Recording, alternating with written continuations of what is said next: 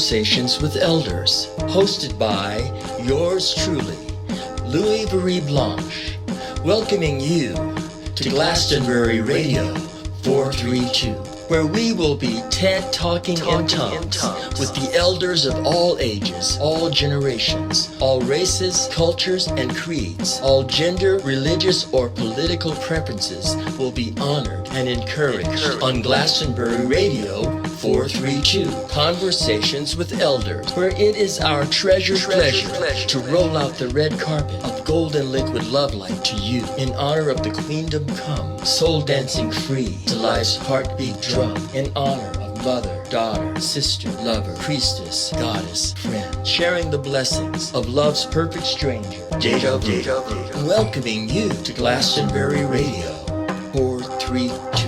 It's too cosmic, much too cosmic for me. Much too cosmic. Aloha, hola, aho, hello. We are on Conversations with Elders once again with our hi-fi brother, Dr. Mosen. Hi, how are you? Wonderful. Thank you for being with us again. Yes. And today we're going to discuss the worldviews that cultivated modern culture. Yeah. And there's a group of individuals. Are there 9 of these individuals, or is there more? These are the basic. It's 6 categories, but it's 9 different people. With economics, we have when economy was divided into Marxist or communist, or let's say capitalist and Zionist. There were 3 different people, who contributed to those 3 economic philosophies. So it's about 6 categories, but 9 people. Yeah.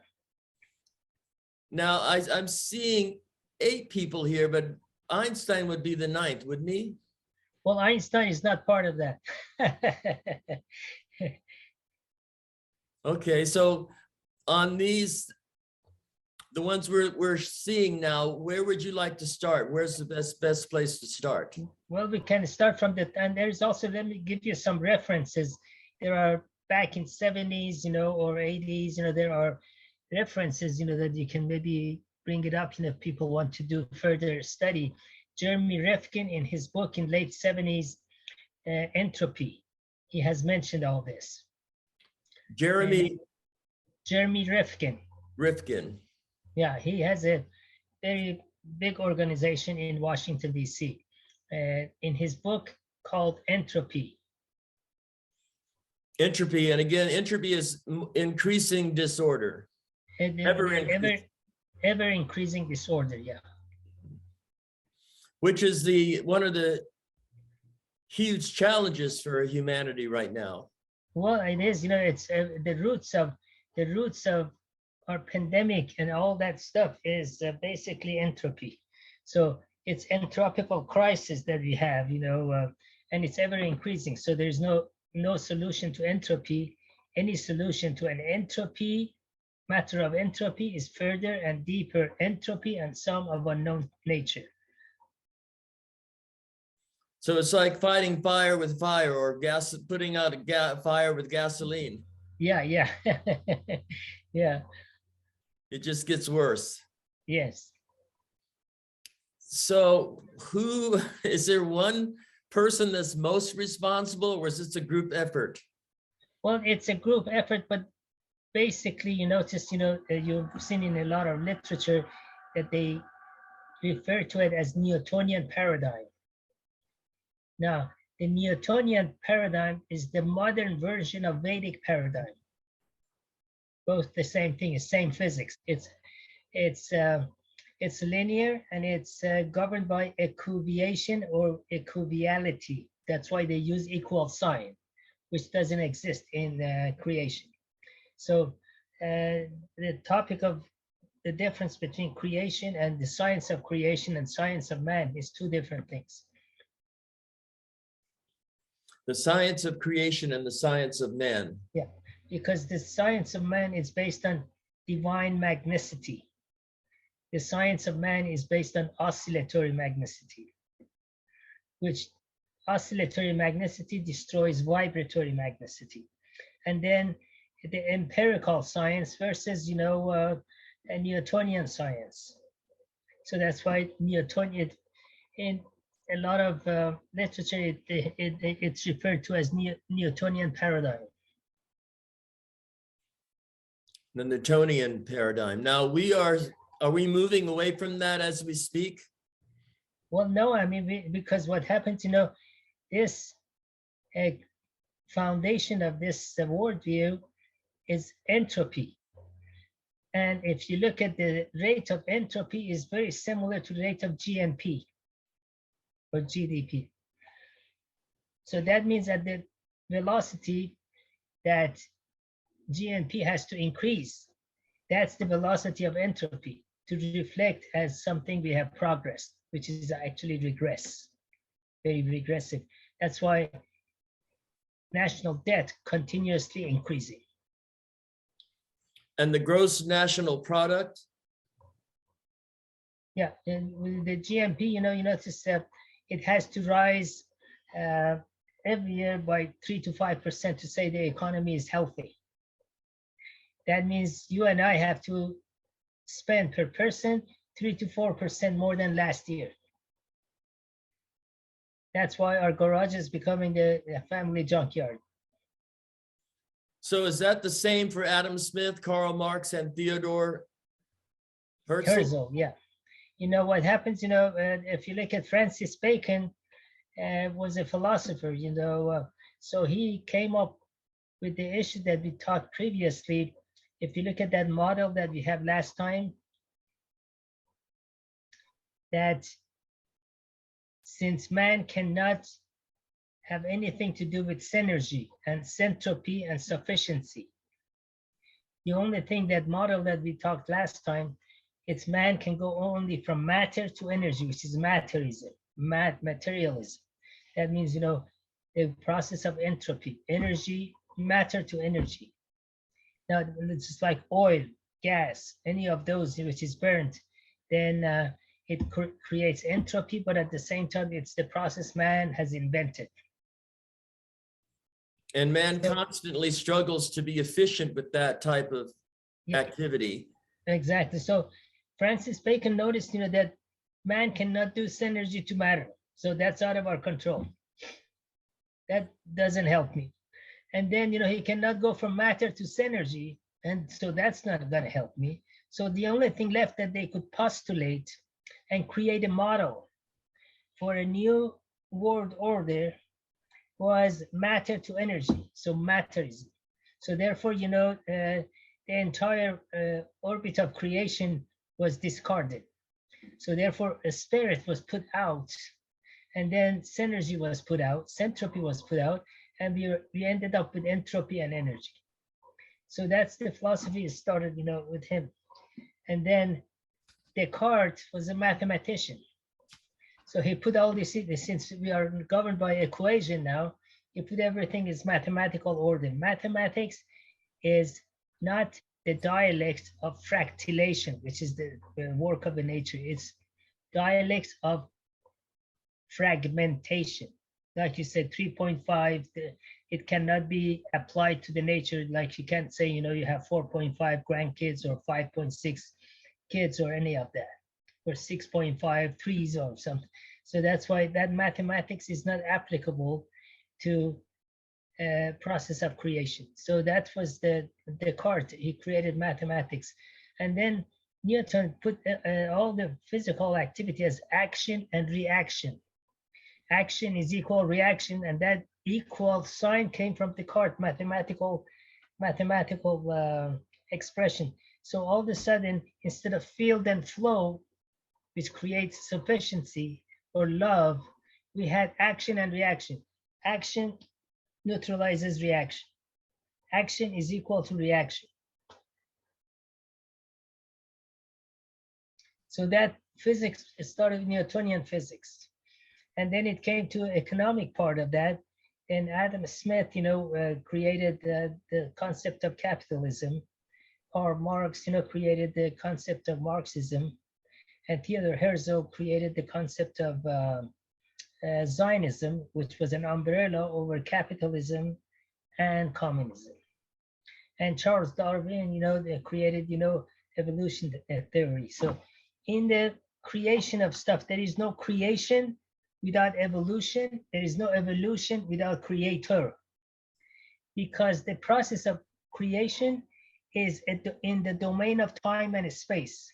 And who created time and space? Not man. And it doesn't come up by itself. God created time and space for cultivation, our perception and cognition, for existential reality. And how do you define existential reality? Existential reality is it's empirical experience. The empirical observation of nature. Yeah. Creation, the stars and everything, that's existential. But if I do something assumptionary, because in science, when I go in my laboratory to try to do certain things, I have certain variables, very limited variables. And then I make a lot of assumption.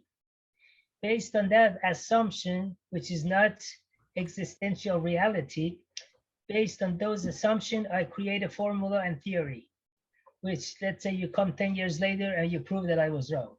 And that has been the experience of science. Now, wasn't Francis Bacon involved in what's known as the inductive method?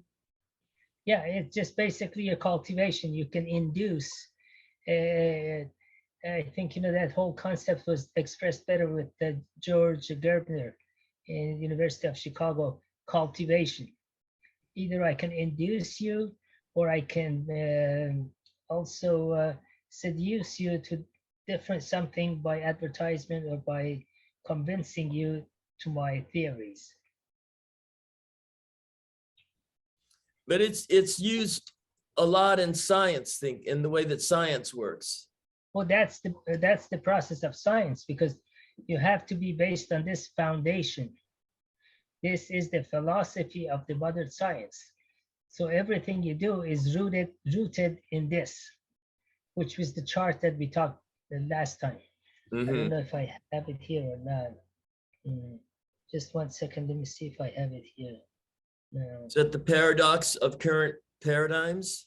Let's see.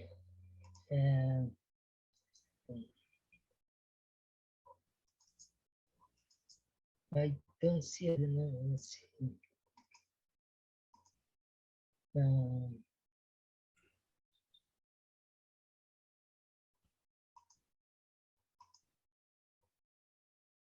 See, if you look at here, for example, this philosophy is not based, doesn't have an ideological foundation, because it doesn't have synergy, it doesn't have syntropy. So therefore, ideology, divine ideology was thrown out because it can't have that foundation. So they gave up the foundation of existential reality, and they created this philosophy of the new world order, which was industrial. Now, in order to create a GMP and rise in any of those fields, you have to have a rate of increase every year. So that means entropy has to come faster every year. It has to become larger every year. In order to sustain a certain profit margin. Yeah. And that's where the cultivation of desire or the cultivation of fear. Yeah. Basically, humanity has to be manipulated somehow. The concept of insurance is cultivation of fear, that I'm going to have accident, I'm going to get sick. Everything I think, it's going to be negation. It's going to be not placebo effect, but I have to really cultivate myself with a subconscious of nocebo effects. That I'm going to get sick. My kids are going to get sick. I'm going to have an accident. I'm going to have a fire. You see, all of that is projecting something negative and with nocebo effect, nocebo impact on myself in order to go and buy your insurance. Isn't that kind of like what gangsters do? They tell you, you know, you need my protection because something's going to happen. Yeah. You have to pay for protection. Yeah. Yeah, we always think about nocebo effect. You notice, let's say 50 years ago, when I was going to college, it was 50 years ago when I graduated. Back then, you didn't have to have car insurance. And then Really? it becomes mandatory. So people just drove their cars without insurance. Yeah, I never had insurance until I think it was 1970. It was in 1974 or 5. Even Texas didn't have it, but then it became mandatory. But what a money-making idea that is. Well, that's why insurance company became bigger than banks. Well, you know, I think Bucky spoke of if the Social Security Fund had invested in insurance stocks, everyone would have an incredible bounty of wealth in their Social Security account. Yeah, that's yeah. But they don't invest our Social Security that way. Yeah. It's just yeah, everything is in tropical process. That's why it has to continuously, notice the velocity of culture continuously year after year, it's getting faster to the point we cannot relax anymore.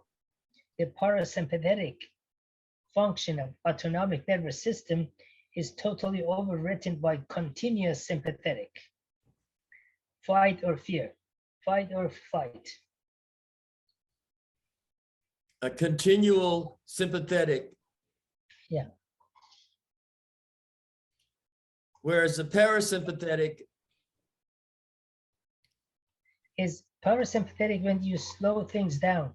For example, when you have a meal, all the autonomic nervous system, the way what we were created, it has to slow everything down and allocate its synergy management of the body, functional management of the body, which is by creation. And usually you don't have any control over it, but you can override it. For example, let's say me and you had a big meal, right? So all of our autonomic nervous system by creation slows the function of all the other organs. And the digestive organ, it put more energy into that because the process is there. So that's why all of a sudden we may get a sleepy culturally and naturally. They said siesta after a meal. It's a natural thing to do. Yeah, but you can't do it. If you're working for union, you can't have lunch break, you can't have coffee break or whatever.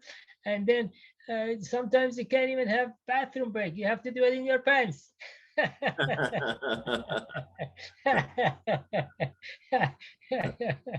Yeah.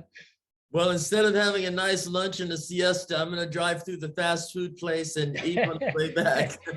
Make it fast as possible. You got 15 minutes and then another 15 minutes drive through. And then yeah. So that's why the velocity of culture has become much more. That's why when the velocity becomes more, you have more tear and wear on any system or function.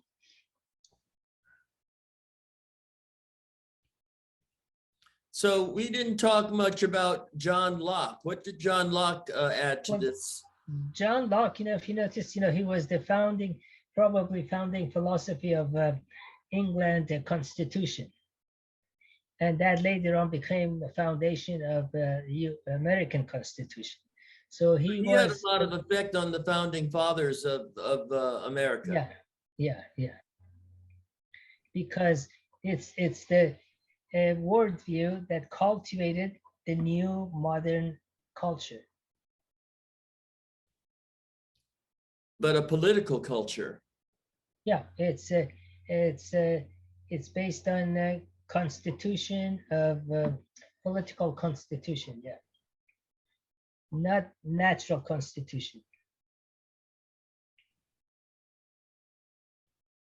So in all of these areas, we ignore the empirical observations that are found in nature. Thank you so much. And man thinks he can outsmart the creator in creation. Of course. But we've gotten to the point where there's so much accumulation of toxics in our bodies and the air and the earth Yeah. and everything we're doing. This entropy is getting the best of us. Yeah. See, empirical science was overwritten by experimental science because I cannot control empirical science. I just have to obey, surrender, and submit, and go according to velocity of nature.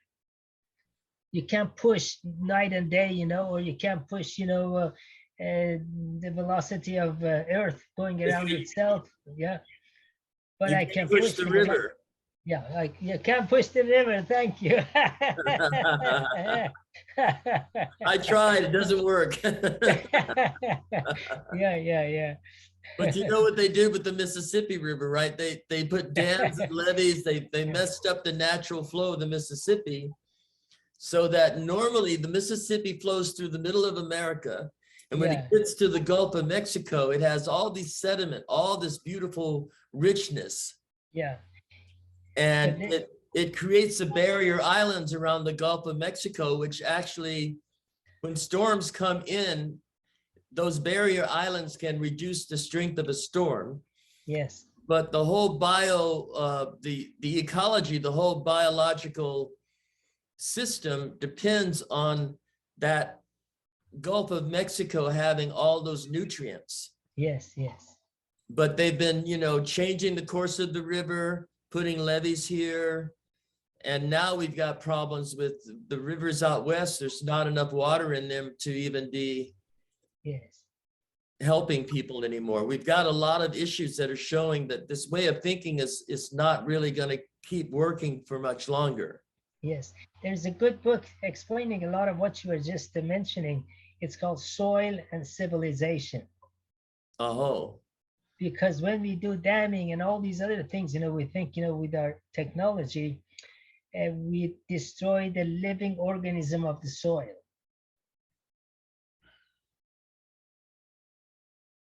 And in some places, Haiti comes to mind. They've used the slash and burn technique. They've grown crops to the point where the topsoil is depleted of any nutrients. There are many scientists, that they have made. Probably I have a few books. I have to check the name of them. But what happened? They do not advocate plowing the farmland because these microorganisms, which they live on topsoil, their homes and the structures and everything get destroyed. So they don't advocate frying? Plowing, like plowing the land? Plowing the land. Yeah.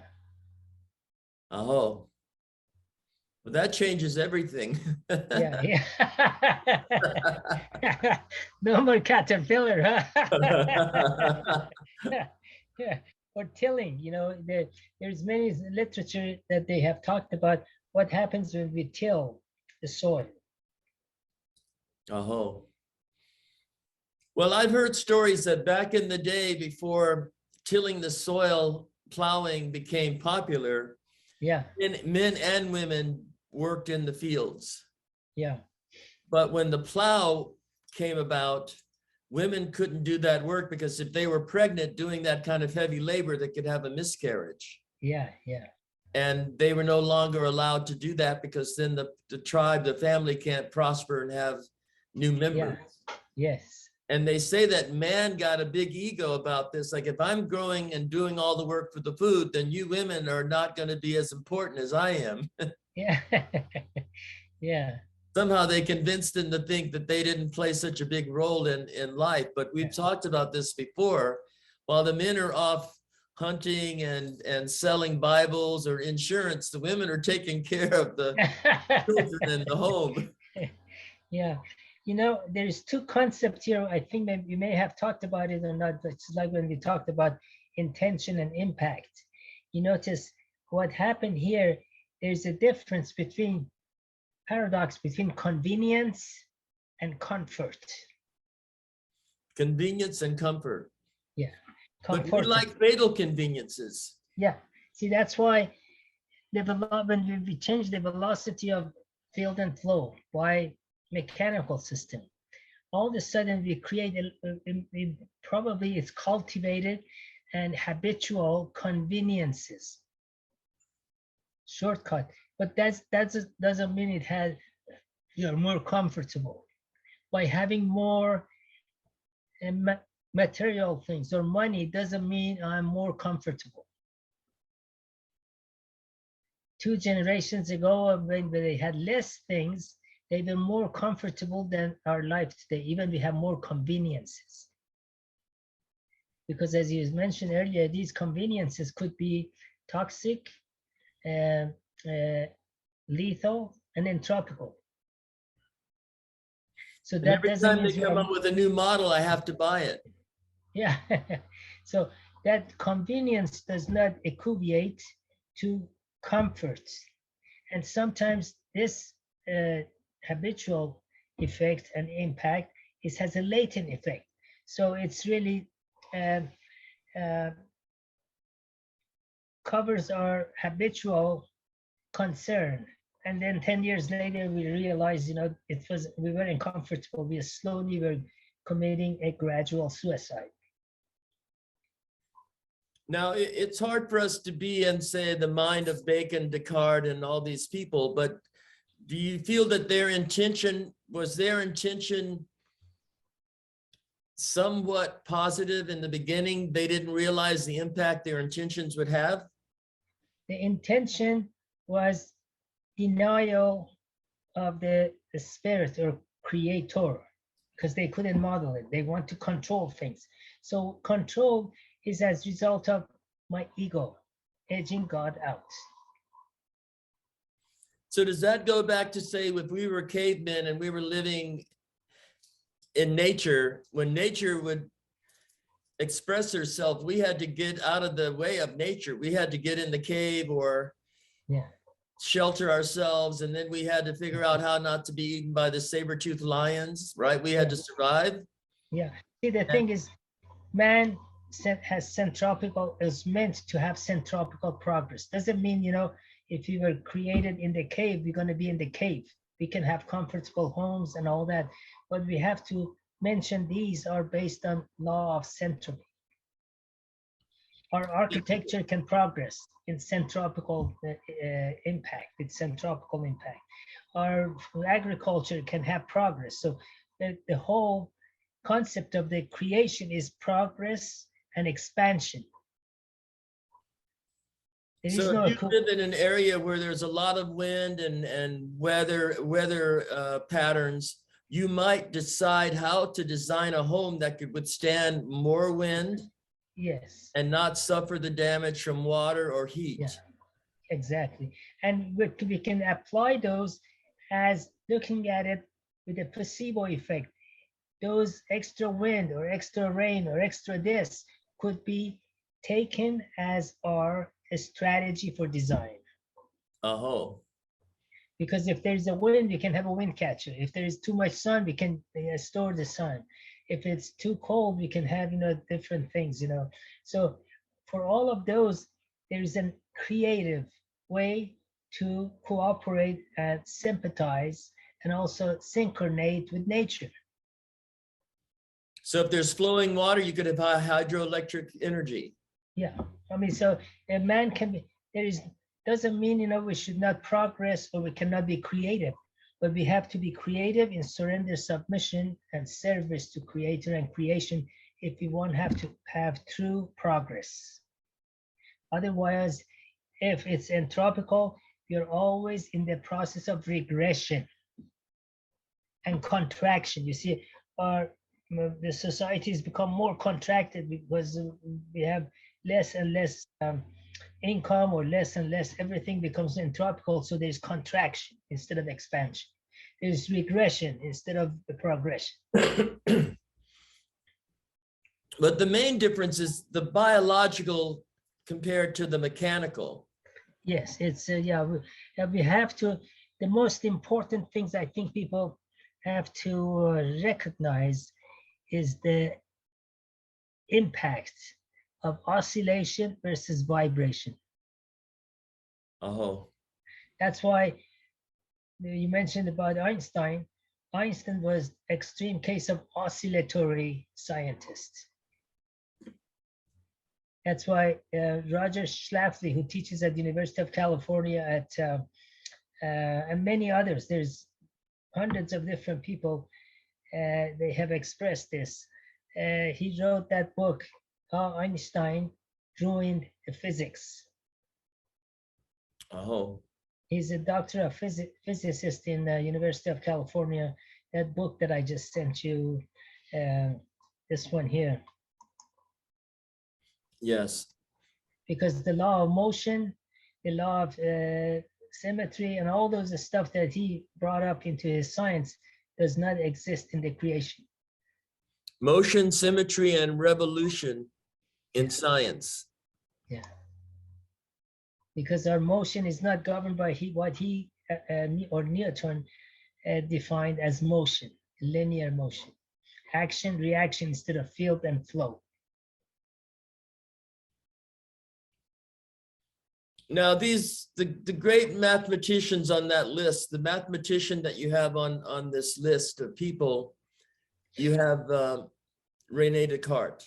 Yeah, René Descartes was a French guy who, and then, you know, Newton was English, John Locke was English, Adam Smith, Karl Marx was German, Theodor Herzl was Hungarian, and Charles Darwin was also English. Now, when it comes to geometries, how did they break geometry down? They say there's 3 types of geometry. Well, geometry is basically, you know, is a definition which derived from a circle. So in order for me to sell that idea to you, I have to cultivate an agreement in you that Earth does not turn around itself. And Earth does not rotate around the sun. So that means it's a sphere. So the sphere, from a sphere, you can produce a circle. And then geometry is rooted in circle. That's why we call circular motion, circle. And circle is governed by pi. Creation is divided by phi. So if you go by pi, everything becomes accumulative, entropy. If you go by phi, everything becomes assimilative and fractalation. So we have to stay away from pi. So that difference between synergy and energy and syntropy and entropy and the whole system of thinking, it honors nature, it's empirical, Yes. but it doesn't have these, what are they? We have fatal conveniences. What are these ideas that we think are so true that we adopt to be universal truths? Are they're like a fatal convenience too, aren't they? Well, I mean, there is nothing in creation which is fatal. Everything is healing. Assimilative all the time. Yeah. But as soon as it becomes oscillatory or energetic, it becomes accumulative, because byproduct of energetic product is accumulative. It doesn't assimilate by nature. See, the thing is, that's why we had talked previously about anatomy of what? Creation. Anatomy of motion. Anatomy of motion is rotation, vortation, and peristalsis. You take all those things away from any entity in creation, whether if it's micro to atom to macro to mega to galaxies, that means nothing in motion. And if it's nothing in the motion, all the stars in the sky will drop down, and we don't know how far they go down. Everything drops. So everything really has the field and flow. Motion has to be constant. Yeah, it's anatomy of motion, which is rotation, vortation, peristalsis. Anatomy of creation is magneticity, immutation, recursion, and polarity. Those are the anatomy of creation. If I'm going to change that, basically I'm denying the process of nature.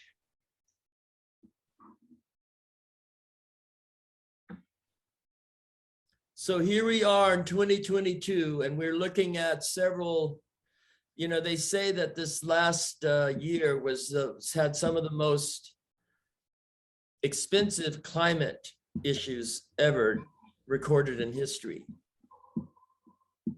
And a lot of this is really, all of it really is dealing with entropical activities of man. Yeah, all pandemics are entropical because in the nature of creation, when my disorder in my body becomes more and more, I'm ill or sick. When the order of my body or function of my organs and things becomes more and more, that's the process of healing. Simple as that. So am I going to be in the process of healing, or I want to be in the process of healing?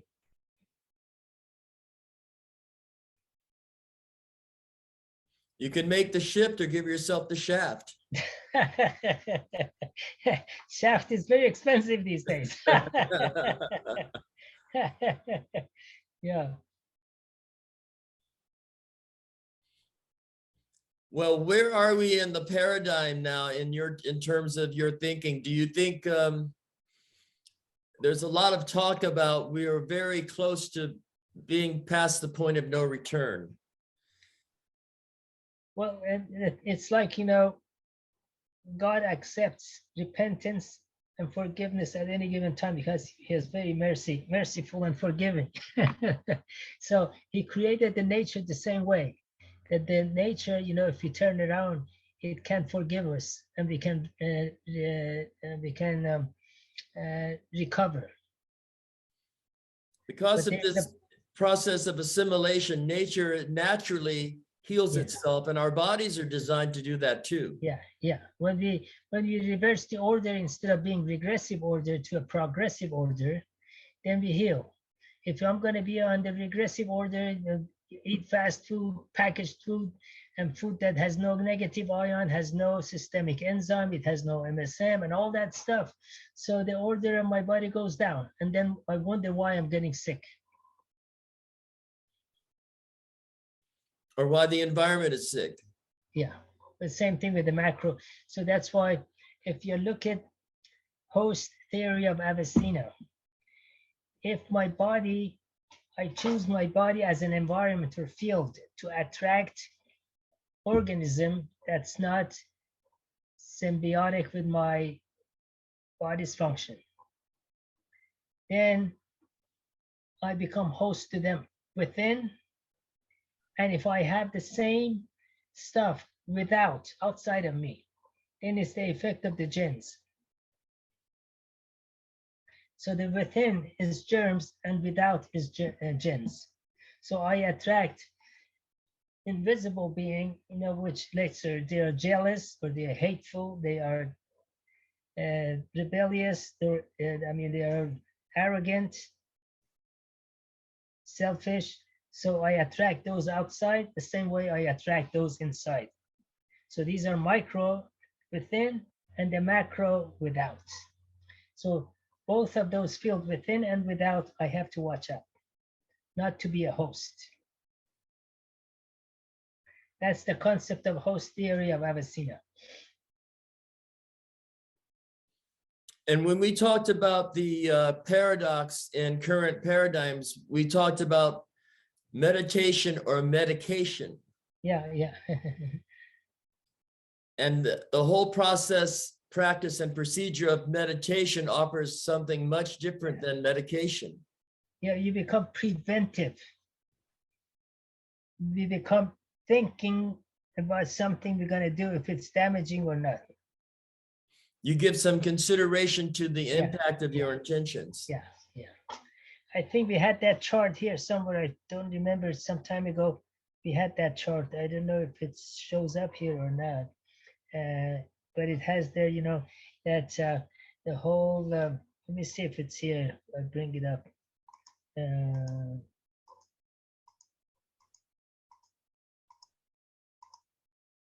I think this is it here. Here it is. Yeah. See, if I don't meditate, like I be more preventive and look at the consequences of things. Say, this oven is hot. If I meditate, if I touch this hot, I'm going to get burnt. But if I don't do that, I touch it and I get burnt. Then you need to medicate. Yeah. So, and then you go, next one is what? Cosmic. If I'm not cosmic, then looking through things, the beauty of inside, the beauty of outside, the beauty of the stars and galaxies, and I'm not cosmic, I don't have a cosmic view, I'm going to be looking at something cosmetic, which is cover up. You see everything from a cosmetic perspective. Yeah, that's why, if I cultivate that in you, I try to look to you cosmetic all the time. You never see real me, but you see me in this cover that I put on. When it comes to behavior, okay? So this cosmic is not just the powders, lipstick and all that. It's also my behavior. If my behavior is cosmic, or I have a cosmic behavior, when I go home, I'm grouchy with my kids and my wife and everybody, or husband, and when I'm back to go work, I am smiling. Your work face. Otherwise, I get fired. You see, the salespeople are very much into that. Yeah, and then we have talked about assurance and insurance, and host theory. I just mentioned, if I'm hosting within and hosting without, it's both destructive. Synergy compared to energy, syntropy compared to entropy. Yeah. Equilibrium versus balance. versus balance. Balance means no motion. That means, I sit on the couch and watch TV all day. But equilibrium means symbiotic balance back and forth. It's a balance with peristalsis. Balance by itself. You see that it goes. It just goes. Mm-hmm. You see that in nature, it has a peristalsis in the potential of things. When this is higher, then this one goes higher. When this is higher, this goes here. It has a peristalsis between left and right, higher and lower. So that's equilibrium. And because the regulatory functions of nature and our bodies follow the empirical flow, field and flow, instead of the stimulatory systems of human ego and we can outsmart nature, make it better, or we're not that concerned. We're just going to get the money and run. Yeah. See, we are created with a regulatory function, not a stimulatory system. Oh. Now, for example, regulatory function, we talked about siesta, for example. Parasympathetic, sympathetic, the body has its own autonomic nervous system has its own synergy management. This place, needs more. And there is a chart that I have, certain hours of the day, different organs go through sympathetic, repair themselves. Right. And they gear up, okay, in 24 hours. If you want, I can bring that chart next time. Yes. Each organ has its allocated time in 24 hours with respect to magneticity of the earth. So how long is that time spectrum? Is it a couple of hours? Yeah, it's about a couple of hours, yes. So like liver, for example, is between 1 to 3. It goes on and on, Is that universal for all of us? Universal for all beings, yes. Because that's in harmony with the magnetism of our environment. It's with magneticity. Just look at the water, no matter where you are around the world. Right at the crack of dawn is pushed down, compression, contraction, and right at the sunset goes up. Now, if you go different latitude, sunset and sunrise is different time. Isn't that it? This is just amazing and miraculous effect of in creation. It should wake us up. That should get our attention quickly. Yeah. And there's so much intricacy in this. Yeah. So if we sat by the ocean and watched the body of water fluctuating to the magnetic flow, Yeah. and we were all, most of our body is water, Yeah. and we notice most of the earth is water, we might want to pay attention to that. Exactly. You know, that's why that's all regulatory function of creator. When we say surrender, submission, service to creator and creation, these are regulatory indexes he created us with. So what makes you think that I know more? Your paycheck. Yeah. Yeah. So when you're working in the field of, in the modern world, and you're not thinking in terms of these trendy thoughts, Yeah. chances are you're not going to get the backing of the university. The politicians are going to back you. And like Galileo, you might be under house arrest. Yeah. Yeah. And then yeah. Because you're going against the train of thought that everyone's on. Yeah, I sent you that picture that until 15th, 16th centuries, you know, right about these guys came around and they thought sun was going around the earth. Right.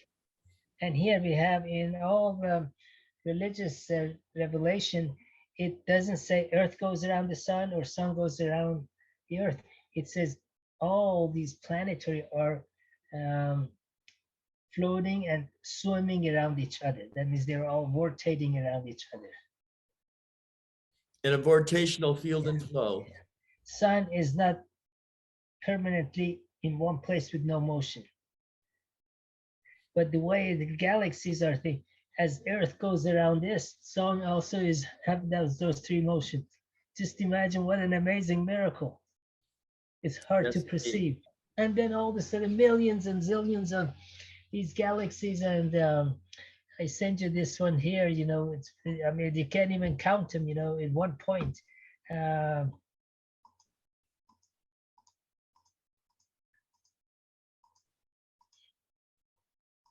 Where was it? I guess maybe. Oops. And maybe it's the background of this slide. You see all that background? There is so much stars in one view. yes. And I have a very narrow view. But if I look at it, there is zillions and trillions of stars, and these are all dancing, swimming around each other in a perfect rotation. And if they're so precise that there is no accident. And who does the choreography? Magnetism. Yeah. Yeah. Because we are vibratory beings living in a vibratory world. Yes. Everything is vibration. Yes. Nothing is oscillation. Oscillation is my deceptive and seducious cultivation on you. Cultivating desire for extra profit. Yeah. Because makes me the center of attention. Make me the center of things. And when it's center, everything comes to me. You're the central banking system. Yeah, instead of decentralization. That's why, you know, some of the people who want to have a paradigm shift, first thing comes to their mind to be off the grid. To be free from the power company. Yeah.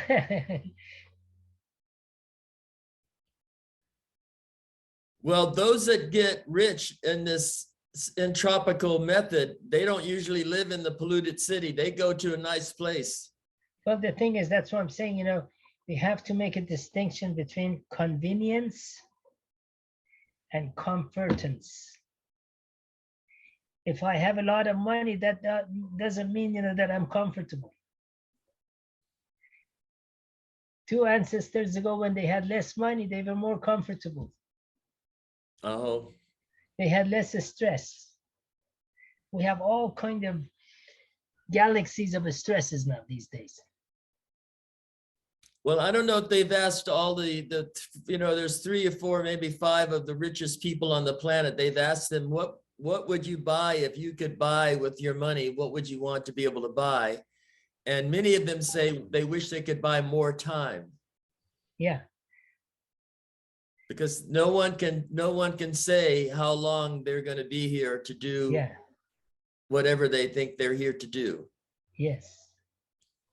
And if you can't buy time, because we've said that that's a domain of spirit. Yeah. Based on reference with what you just said, it's very beautiful. Rumi put it this way: the next breath is not promised to anybody. So breathe in surrender, submission, and service, because the next breath may not come. Nobody knows about the next breath. It's not guaranteed or warranted to anybody. No insurance company can guarantee your next breath.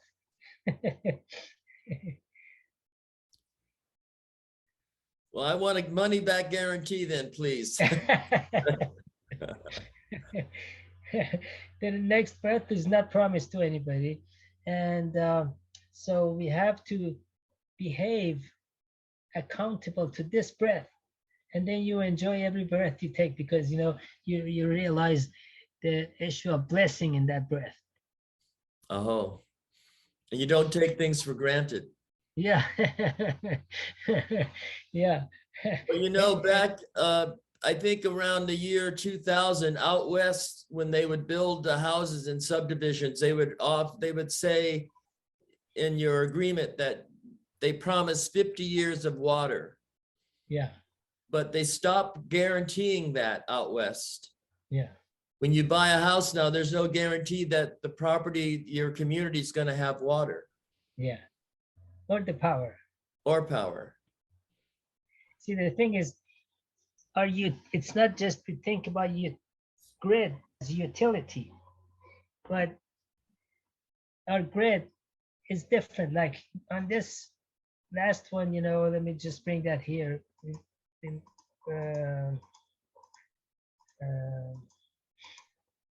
The grid up here, the grid, it's also when I'm objective, I'm on the grid. When I'm specialized, I'm on the grid. So grid is not just the utility, it's all the grids that has been cultivated to us as a global culture. We are on the grid. That culture is nothing but grid. Now, if you look at a tree or an animal, they are not on the grid. The trees in the forest, the stars in the sky, they are not on the grid. I'm the only one on the grid. You see that? So therefore, my education is very objective to keep me on the grid. So therefore, it gives me, instead of enlightenment, it gives me delightment. I'm delighted. You're delighted with the endless array of fatal conveniences. Yeah. If you help me with my grid, I say I'm delighted for your help. So I become objective. That's why we have to, it becomes, instead of expression, everything becomes impression, because I have to have that cosmetic smile when I'm at work, and I have to have that cosmetic dress or cosmetic look, cosmetic behavior if I'm working on this corporation, which is a little different than that. So everything is cosmetic. Cosmetic is not just makeup, it's also behavior. You have to think, act, and have certain emotions, or you're not in with the in crowd. If I'm a smile, it doesn't mean I'm a smile. Probably I'm crying inside.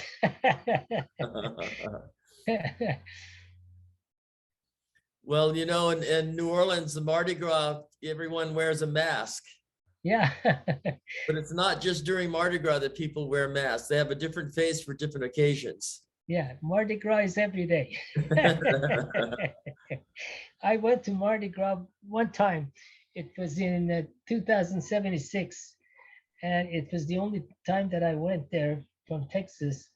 And Frank Sinatra was the whatever the leader or master of ceremony. He was the king of the carnival. Yeah, yeah. Yes. Well, you know, the city of New Orleans is an interesting example of, it really was not a place that's very livable. It's below sea level. It's very muddy. And Yeah. that's why if they let the Mississippi River flow naturally, people wouldn't be living many places that they found a place to live. Yeah. But we're noticing now that some of the places they built houses are not safe. When certain things happen, Yes. they're the first to suffer damage. Yeah. With the arrival of planet X or 10th star or Nibiru, whichever way you want to call it, with arrival of that, which every 3,600 years, there will be some, since the tilt of the Earth becomes less, sun hits the North Pole and South Pole more perpendicular. So it's a natural process, just like your collector, your ice on the roof and all that. That ice on the roof of the Earth will melt a little bit. Mm-hmm. So therefore, there is going to be a little bit melting of the ice caps. And it happened, but after a while, it goes back to 3-4 years, it goes back. You know, that's what the time of Noah, then all of a sudden they had a flood. So God instructed him to build the ark. So are you going to give us the design for the new ark? Well, I mean, the ark, you know, the ark of the nature, you know, you just have to really consider these issues, and so you become preventive.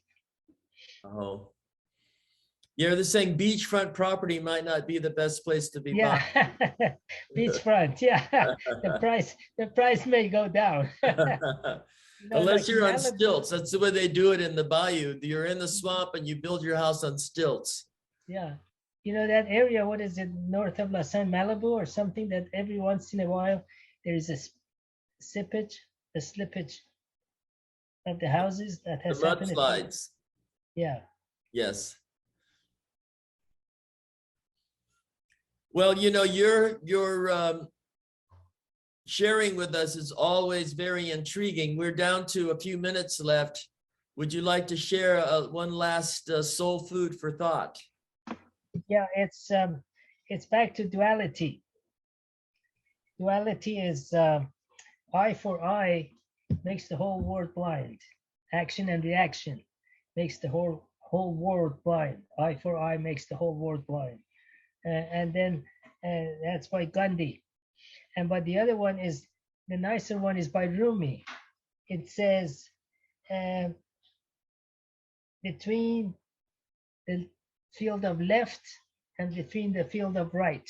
Like if you go to the left or you go to the right, between the field and environment, the field of the wrong being wrong or being right, there is another field. I will meet you there. Oh.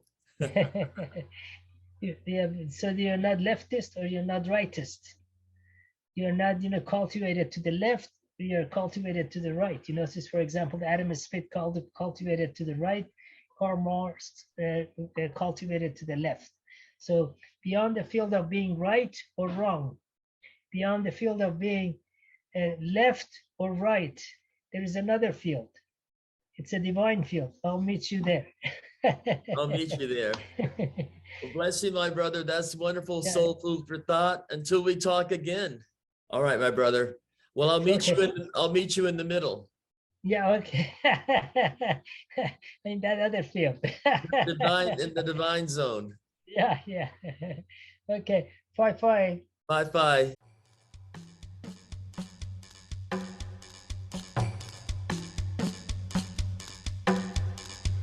Well, that's it for here and now. But until we meet again, this has been Louis-Virie Blanche thanking you for listening to Conversations with Elders on Glastonbury Radio 432. Bless you. Quantum physics and the kitchen sink, the energy that follows the thoughts you think. Quantum physics and the cosmic sea, laws of nature far too heavy for me. It's too cosmic, much too cosmic for me. Much too cosmic, much too cosmic for me. Science is sexy, physics is tasty.